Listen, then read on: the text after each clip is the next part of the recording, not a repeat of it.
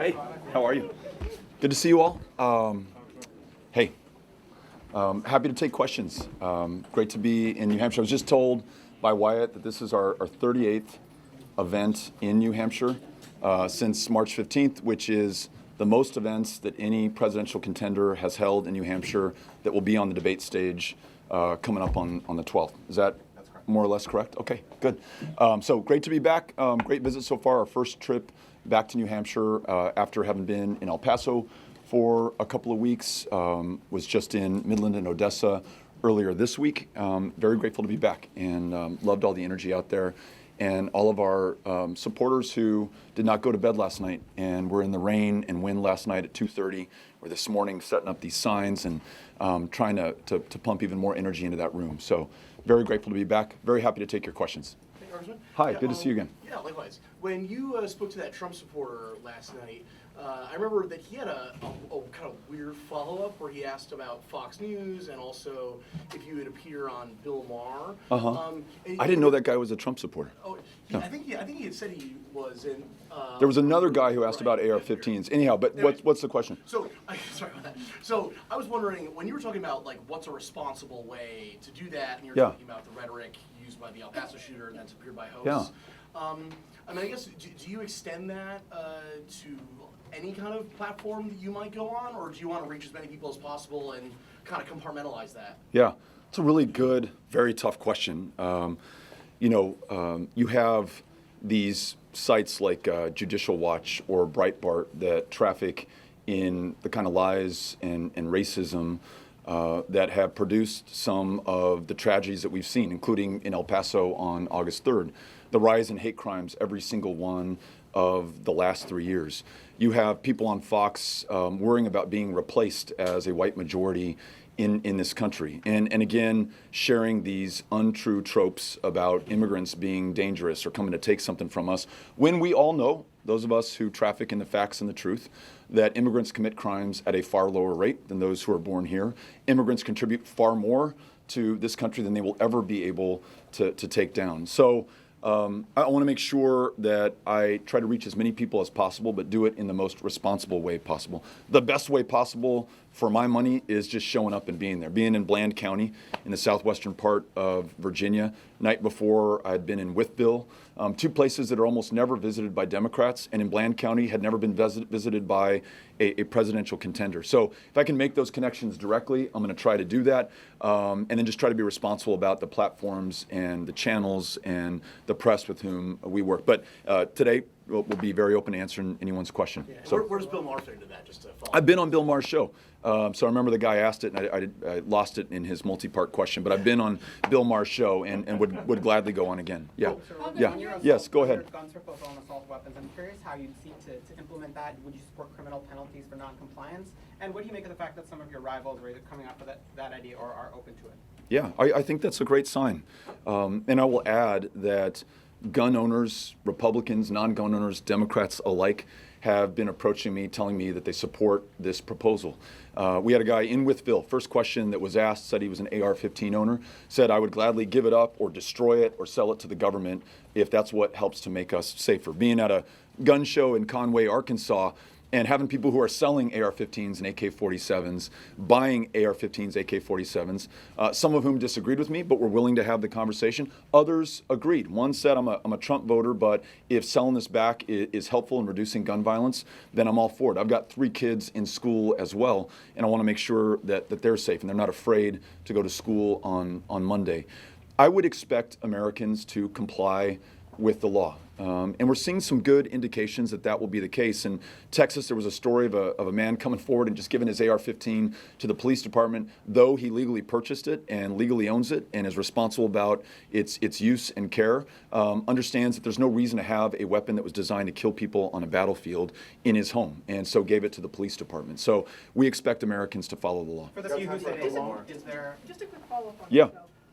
Now, there have been questions, though, about the logistics of that. So I just would like to know, just sort of step by step, are you talking about, say, local law enforcement, state law enforcement, maybe even federal law enforcement going door to door, going to individuals who may have a banned firearm, saying, hey, give us your gun? No, I don't see law enforcement going door to door. I see Americans complying with the law.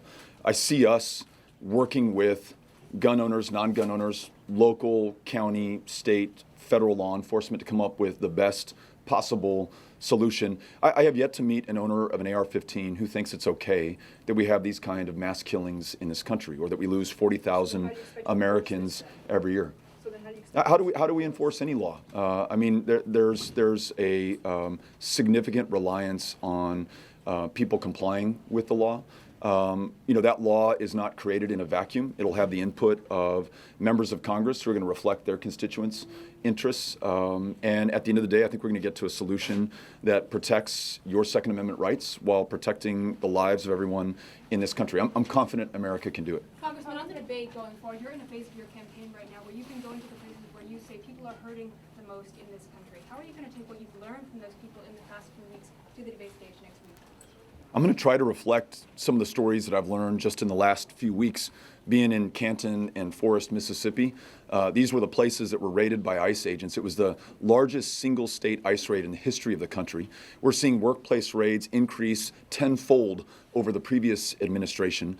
Entire communities, and this was 700 people nearly who were apprehended, many of them still detained, terrified, terrorized, for no crime other than the fact that they don't have documents, and they're working one of the hardest jobs in America at these chicken processing plants, raising U.S. citizen children, contributing far more than they'll ever take from this country. I want to make sure that I share their stories. They don't vote, they can't register to vote, but they're our fellow human beings, and what's happening to them is important for us to know. And I'm confident, because I believe in this country, that once we learn what is being done in our name, we cannot help but act on that. We can't turn a blind eye. We can't turn our backs. We can't live with ourselves unless we do the right thing. And the right thing is rewriting our immigration laws, legalizing their presence here in the United States, and making sure that going forward, there's a safe, legal, orderly path to come to this country, to work a job, or be with your family, or go to school, or just contribute to the greatness and success that we see here in America that is the product of immigrants and refugees and asylum seekers from the very beginning of this country. Got time for one more. Sir, other than the laws, how do we change what happened culturally that resulted in the 2016 presidential election? Yeah. I tried to touch on this in my speech. If we do not make progress on health care and ensure that it is a right, you can count on it, and you can just focus on being well enough to do what you were placed on this planet to do in the first place. If we can't make progress on ensuring that you don't have to work a second or a third job, if we can't make progress on PFAS or opioids or the cost of higher education in New Hampshire, where you have the highest rate of indebtedness, if we can't make progress on climate change, then people are going to give up on their government. They're going to say, you know what, this shit does not work, and I'm not going to participate, or I'm not going to participate in politics and democracy as usual. Someone who promises to blow it up or drain it down, that's going to be my guy or my gal. And you get the kind of demagogue that Donald Trump is, who takes very legitimate anger and frustration at the dysfunction of our government and then turns it against the most vulnerable, who had nothing to do with these problems in the first place. Those people working at that chicken processing plant in Canton, or those poor kids who are in cages on the U.S.-Mexico border, or the tens of thousands through the migrant protection protocols who are in a third country where they are prey to every manner of criminal who would take advantage of their vulnerability at this moment. That's what you get when you don't make progress. And so I think lesson learned from 2016 is that we have to find a way to come together, not just as Democrats, but as Americans, to ensure that this government really works, or we're going to lose democracy, which is already under threat in America as we know it. This idea of America, the Langston Hughes line, the land that never has been yet and yet must be, it's never going to be if we're not able to get this to work. And so that's why I go not just to the early states, I don't talk just to Democrats, I don't listen just to people who support us. We're trying to go everywhere, listen to everyone, bring everybody in. I think that's the way to win. I think it's also the way to fix this country, make sure that it works for everybody. So thanks for asking. Thank you very much. Es todo. Thank you all very much. Appreciate it. Congressman, how are you preparing for the debate? I'm here with you, listening to people across New Hampshire.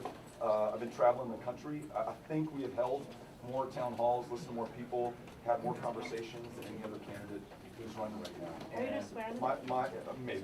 Yeah. My opportunity is to reflect that back, everything that I've learned, everyone I've met, their urgency around the crises that we face, the opportunity that they see, the challenges that they're concerned with. So that's going to be my job on the debate Is it stage. meaningless to swear on the debate stage?